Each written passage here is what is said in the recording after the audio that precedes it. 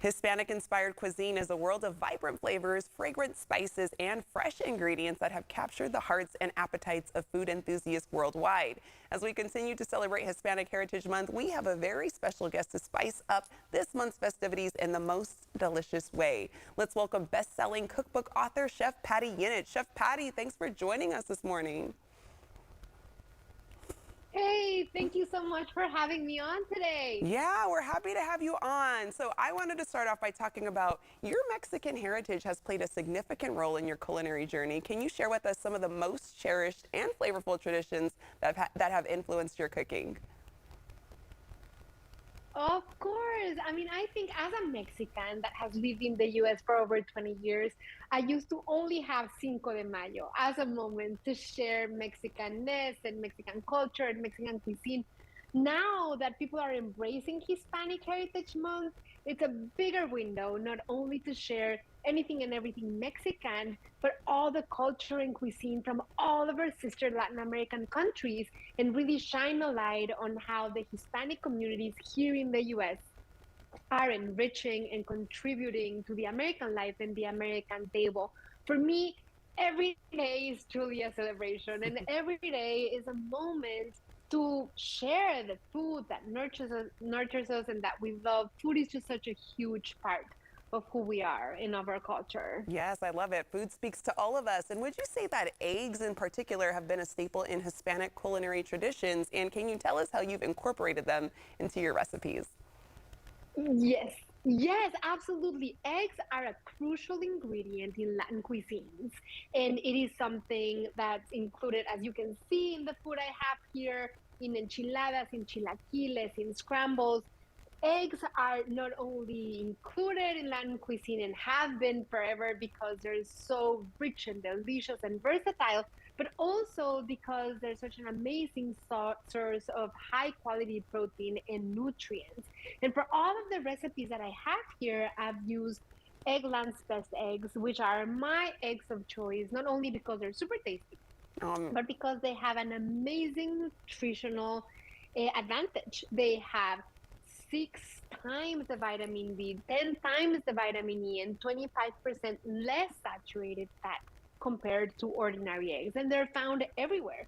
And these are one-stop meals that you can customize, you can dress up or down, you can eat any time of the day, and they're just happy and fun and festive and have so much color and flavor as all of our food. oh man, you're making us hungry this morning. So walk us through some of the dishes you have displayed there. They look yummy. Of course. So right here, I have my big brunch enchiladas.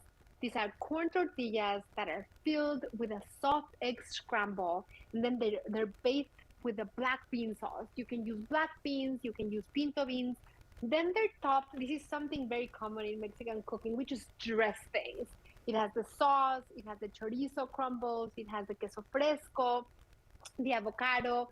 Then I have these hash with corn, chorizo, jalapenos, and eggs. And it's a scramble that you can eat just like that, tuck into tacos or burritos or tortas.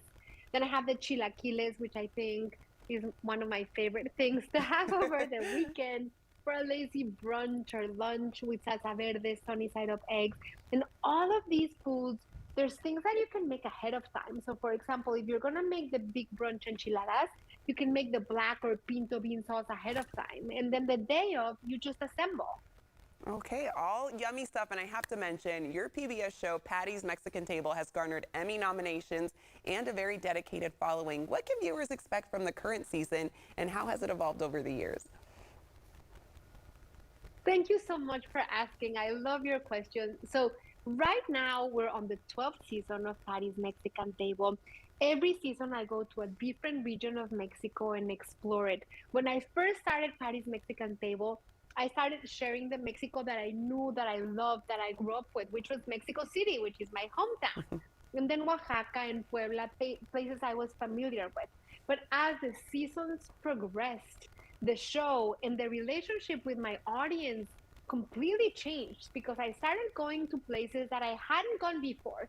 And living here in the US, having the nostalgia of having, deep roots in Mexico, while growing deep roots in the United States and having that beautiful pair of coming and going. It was just amazing to have these audience that, as you say, has been growing so beautifully. They're like my extended family. They come along with me to places I hadn't been before, like Sinaloa, like Wow. Sonora, like Baja, and they're experiencing and getting to know the people and the stories right there with me. For the latest season, which premiered 2 weeks ago, Yes. this week is a third episode that's going to drop.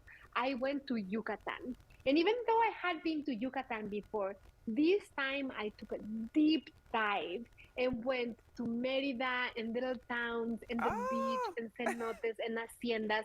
And the food is outrageous. And talking about eggs, I have a whole episode that I oh. think I even called an ode to eggs, Oh, I love that. Chef where I Patty, we have have to go, but yeah, it I'm is going to let our so viewers know delicious. where I they can have go for more the information. Thank you so much for your time.